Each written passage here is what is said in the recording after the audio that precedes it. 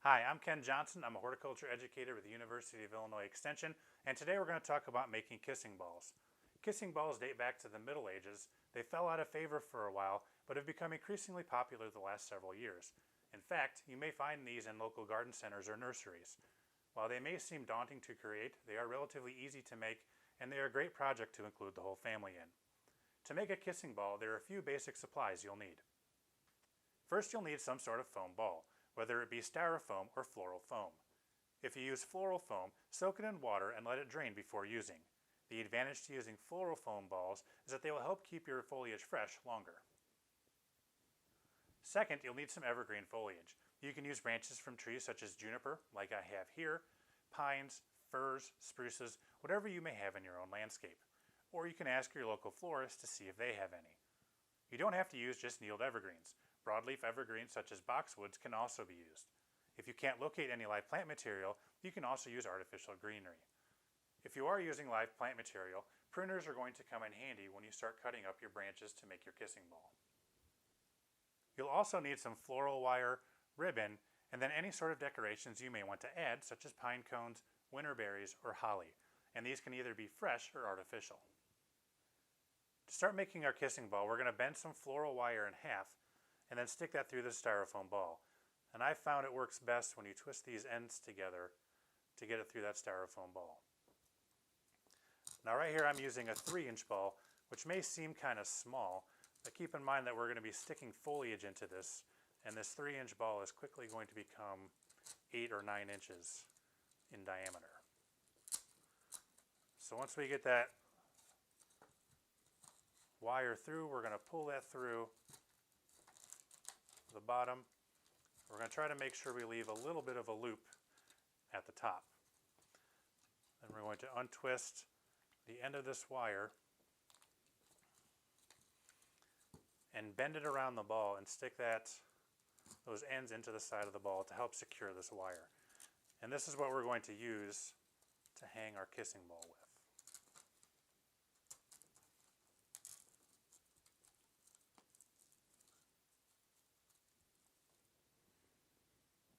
Next, it's time to start cutting up our branches so we can place those into the kissing ball.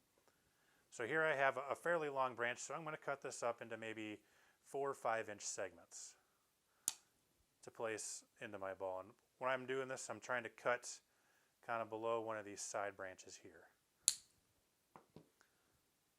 So when we have our branches, we want to strip off some of this bottom foliage so that we have a clean branch to stick into that styrofoam or that floral foam ball.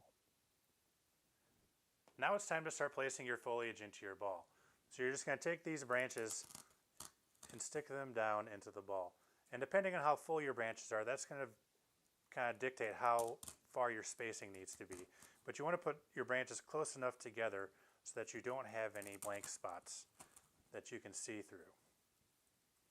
And one advantage to using a green colored ball is that any spaces you may have are a little harder to see compared to if you were using a white ball.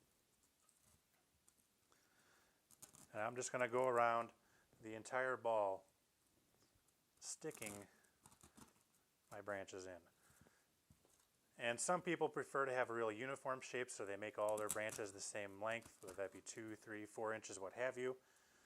But me, I don't really care if my ball looks kind of lumpy, so I've got some branches that are longer than others. And personally, I think that just kind of adds to the character of the ball. And with some of these longer branches that I have, I've found that it's helpful to make a bit of an angled cut at the bottom, because that is easier to put into the ball than if it's flat. So again, we're just going to keep placing these branches in there until our ball is completely full. And if you have something you can hang your ball from while you're putting this together, that's going to make it a little bit easier, and that's going to prevent some of your foliage, especially on the bottom, from being smushed or smashed while you're putting it together. So after you have all of your foliage in your ball, it's time to add your decorations. So here I've got a pine cone that I'm going to add, and I had my kids paint this, so this is a good way to involve your kids in this activity if you want.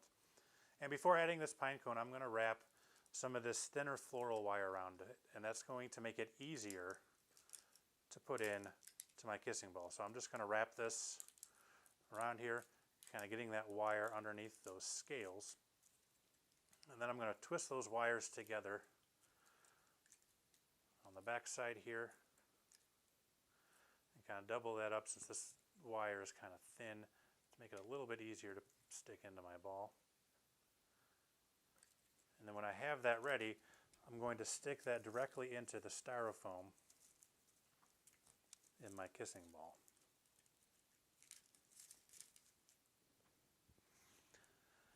I've also got some of this artificial holly, and this came in a big long piece, so I'm just going to tear out these individual branches and stick those into my styrofoam ball as well.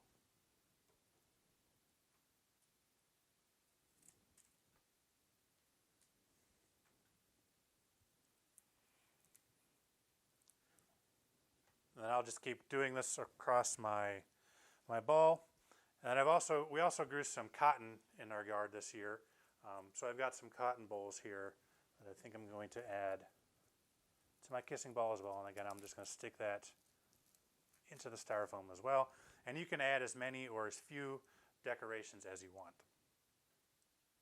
Now that I've got all my decorations added and I'm happy with where they're at, it's time to add some ribbon so I can hang my kissing ball up. I've added some of this thinner floral wire onto that loop we put in earlier, just so it's a little bit easier to put this ribbon on. And once I put that on there, my kissing ball is ready to hang. Kissing balls don't just have to be for the holidays. In addition to using evergreens, take a look around your landscape to see what other plant material you may be able to use.